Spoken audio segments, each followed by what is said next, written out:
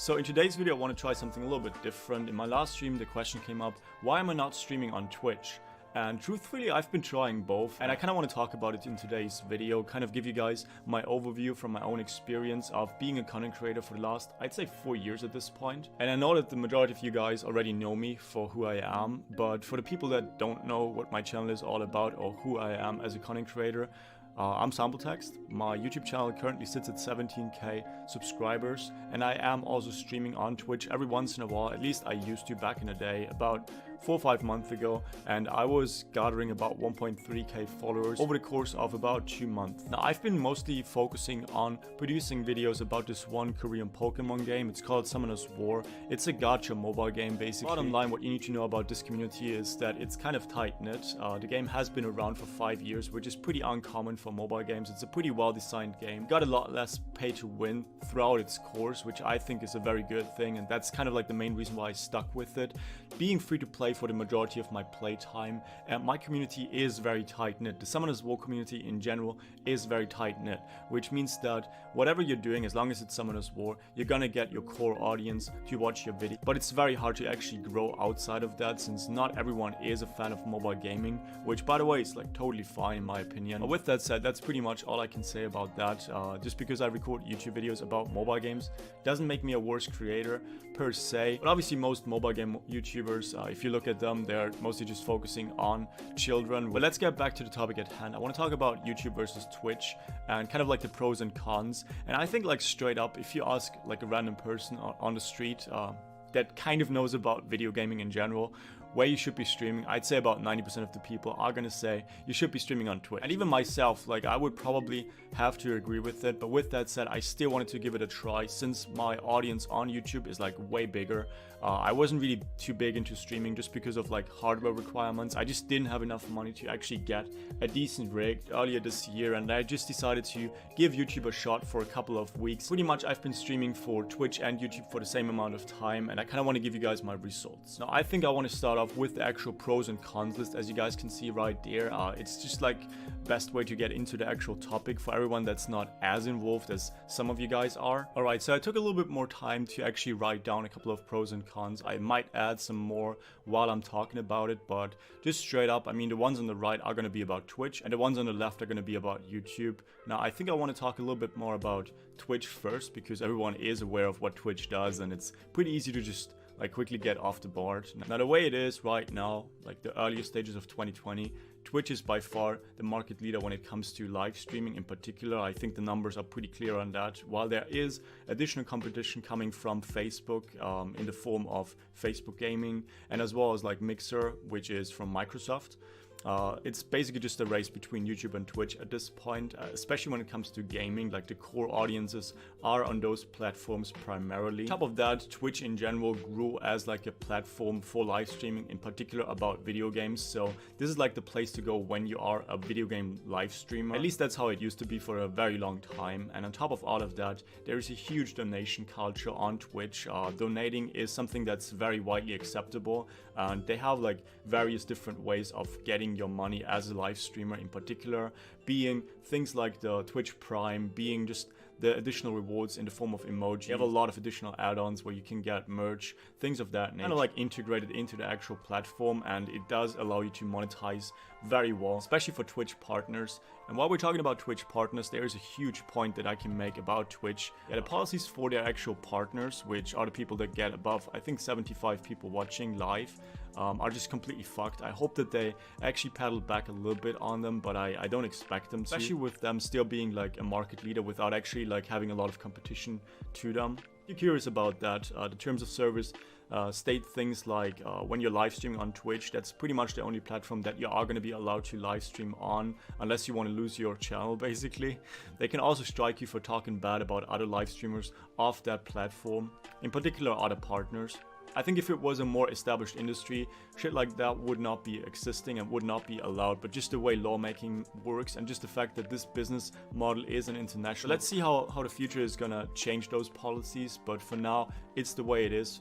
And it's really fucked, I gotta be honest with you guys. Now let's get a little bit more into the downsides of streaming on Twitch. What you do need to know is that the audience of Twitch is kind of capped. Like Amazon pretty much already reached its core audience. They did include their regular like Amazon page into the Twitch live streaming page. That is like the most macro thing that I personally looked into. And the two other points are going to be a little bit more micro that probably everyone thought of when they first started streaming. Since it is pretty much a very established platform already at this point, you have insane competition on it. Like you're live streaming and competing with people that have been on that platform for like fucking 5-6 years already at this point. They have their core audience that just sticks with them whatever the fuck they do.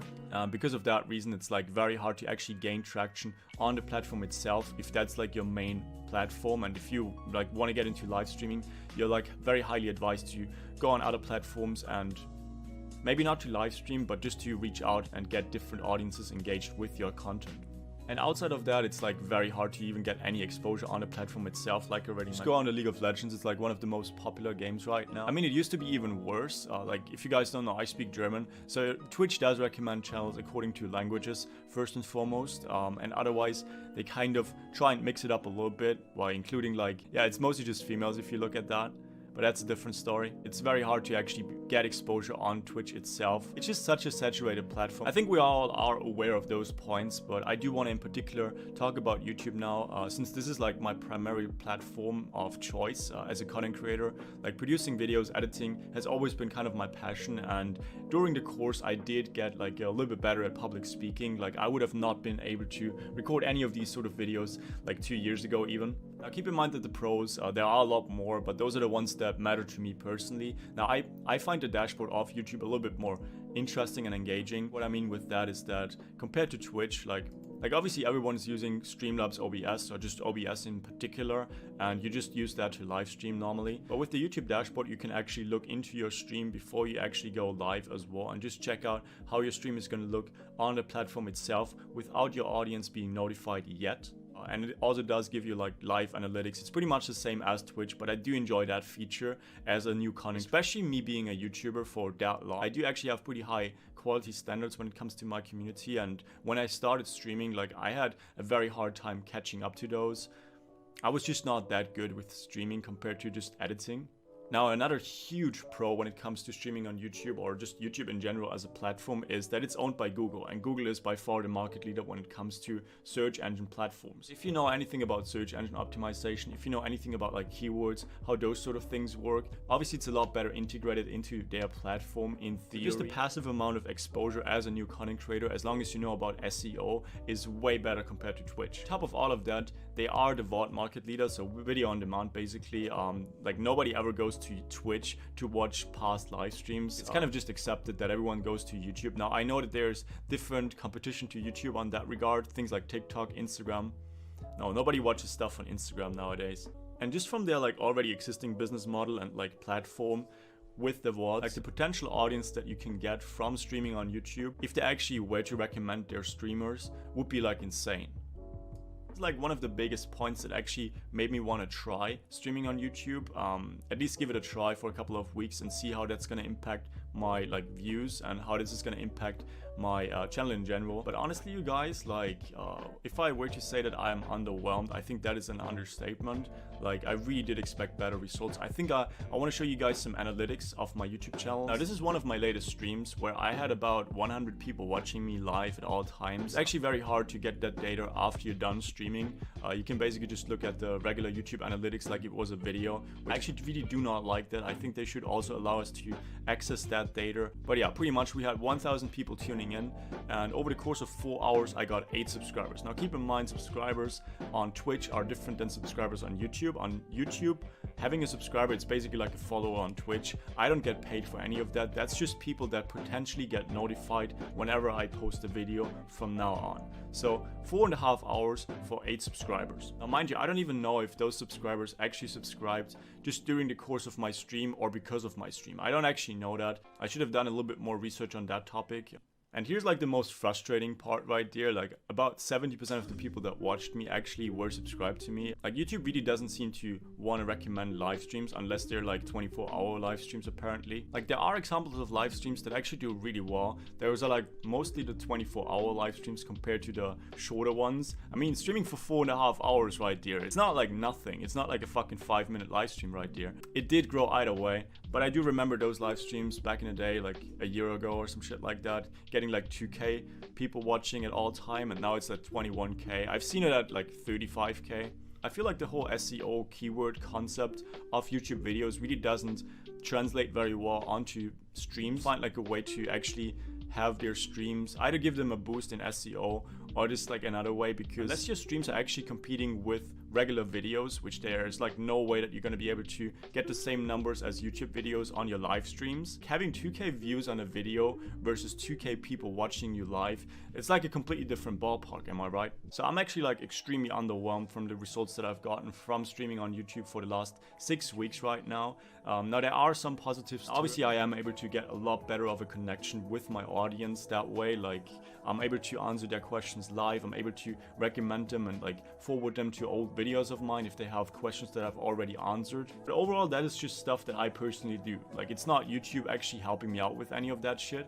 And on top of all of that, like the monetization features of YouTube, like donations, there's hardly any donation culture, which I know it's not like really YouTube's fault. It's something that just develops over the course of like a couple of years passively, but they really do not do anything to actually incentivize that either. Like the whole super member thing, I know that there are some channels that are pulling it off, but most of the people, most of the YouTubers are just using Patreon or other platforms to get additional crowdfunding. Those 2 points are like really huge when it comes to live stream. Like I can do all of this shit for free and just gather footage from upcoming videos, for instance, and also just to talk to people in my own community and on my YouTube channel. But even then, if I were to just not care about the money and just record live streams just for the fuck of it and for some additional content that I can technically make like highlights of, the way YouTube works, the relevance system behind it really discourages me from doing. I actually lost relevance from streaming 3 to 4 times a week on YouTube. Just like completely fucked if you think about it. I know for like all of the people that are not content creators that don't really know too much about how relevance works on YouTube,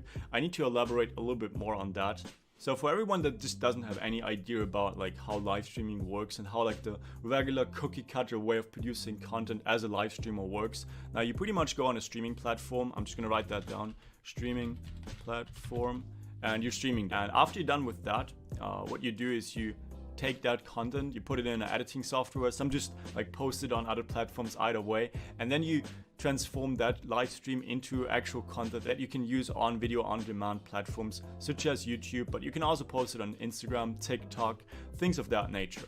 So basically, the whole streaming, the whole live streaming thing is something very short term. It's what you do to produce content, but the places where content actually exists isn't actually Twitch. Now, what happens when you combine those 2 platforms in one, like it is with YouTube streaming for instance, and you still want to upload stream highlights? It's basically overlapping that content. You are going to get less views because the people that are already watching your live streams, they're not going to tune back in and just watch the same shit again, just in shorter versions. I mean, there might be some people, but that's generally not how people consume content. They want to have like new and fresh content. So just from combining those 2 platforms in one, you're already fucking yourself over as a content creator because you're on average getting less views. Combine that with the fact how relevance has changed over the course of the last 10 years, 15 years. And back in the day when YouTube first was released, let's say you had a channel with 100 subscribers back in 2000. If you were to post a video, those 100 subscribers actually got notifications. This is no longer the deal with YouTube. The best example right now is just going to be the standard homepage of YouTube. It's actually not your subscription feed. You got an option to actually click on that, but you have to actively do it yourself. And if I've learned anything from like media psychology, the easiest route is always going to be the route that the majority of the people consuming your stuff is going to take. Now, the reason why YouTube does that is because they have algorithms that are basically just meant to prolong the duration of people using YouTube. So like to boil it down, they just don't trust people to actually know which sort of content they enjoy themselves. And they kind of just want to decide it for you. Now, this is actually like a pretty big issue to a certain extent, especially like in the political sphere. There have been a lot of issues back in the day. Like a lot of the right-wing politics, all heard of these like rabbit holes back in the day when it comes to politics, where like white 20-year-old guys, they start watching like anti-social justice content, and that's pretty much all they're gonna get recommended from YouTube, and kind of like just go down that rabbit hole of just like becoming radicalized. It works with like pretty much any political agenda where like the most extreme topics and the most extreme content gets recommended once you start watching at least like one of those, like maybe even just like slightly leaning towards one side content. But in my opinion, that's kind of like just already outdated news, and most platforms nowadays, they actually started putting in like certain mechanics to address those sort of issues, especially when it comes to politics. But like this video isn't really meant to like talk about politics or whatever. Now, keeping all of those sort of things in mind, the way the YouTube recommended feed works is it basically recommends content that it thinks you're gonna like. So that basically includes channels that you are subscribed to, but also channels that you really don't care and that you're not subscribed to, as long as they produce similar content that you are already consuming. Now, the way you get on that recommended page is really just dependent on every single user of YouTube itself. But pretty much the way YouTube does it is, let's say again, you have a channel of 100 subscribers right now in 2020. The way YouTube works nowadays is it doesn't actually notify every 100. The way YouTube works nowadays is it doesn't actually put that video out to every one of those 100 people unless they're actively searching for it. So out of those 100 people, probably like average about 20 people get the notifications or like actually get that video shown in their homepage. And depending on how many people click on that video and how good that video is, actually the rest of your subscribers are like slowly and eventually getting notified, which is kind of fucked if you think about it. Like, imagine having a newspaper and only really getting like every 4th or 5th newspaper because those just happen to be the most popular ones. And unless you're like actively trying to get that newspaper yourself, you're always going to get fucked. Like, going back to what I discussed earlier with people not wanting to go back and just watch shorter versions of the content that they've already consumed, you can see how this is actually going to be a huge problem. Like, using my live streams to create content for the next couple of videos on my YouTube channel is actually like really fun. Now, the way I see it, how you can deal with that sort of issue is, from my own experience or from what I've tried so far, is going to be you got pretty much 2 options. Just take it for now and just hope that YouTube is going to change, that it's going to actually activate the potential audience and go from there, that they're going to change the algorithm to actually help out streamers, which so far actually hasn't worked. Like, they've been trying to get into streaming for the last like 1.5 years right now. So far they've actually like failed miserably. And the second option is going to be just changing the title of your streams, just having like insanely long streams instead of specifically like catering the title of the stream to the content that you're going to produce in it. So basically, instead of like actually specifically titling your stream to the content that you're going to produce in the future, what you should be doing, or what you can try, is just like give it a very generic title, which, if you think about it, like, this is gonna do a lot worse in the YouTube search algorithm, which already doesn't really help you out too much in the first place, but it's gonna make your live streams get recommended to even fewer people. Yeah, in my opinion, that's kind of just like a lose-lose situation, and I'm very curious about your guys' thoughts on this whole topic. Now, yeah, I think that's pretty much it for today's video. To summarize, I think streaming on YouTube is kind of complete dog shit nowadays, unless they change their policies about how they're treating their streamers, and unless they change the way relevance works on YouTube. There's no fucking way that I will be live streaming ever again on this platform. Kind of like a waste of my time, and unless I feel like extremely altruistic and just talking to my subscribers, yeah, I really don't feel like talking about it anymore. But yeah, with all of that said, see you guys in the next video. Bye. Bye.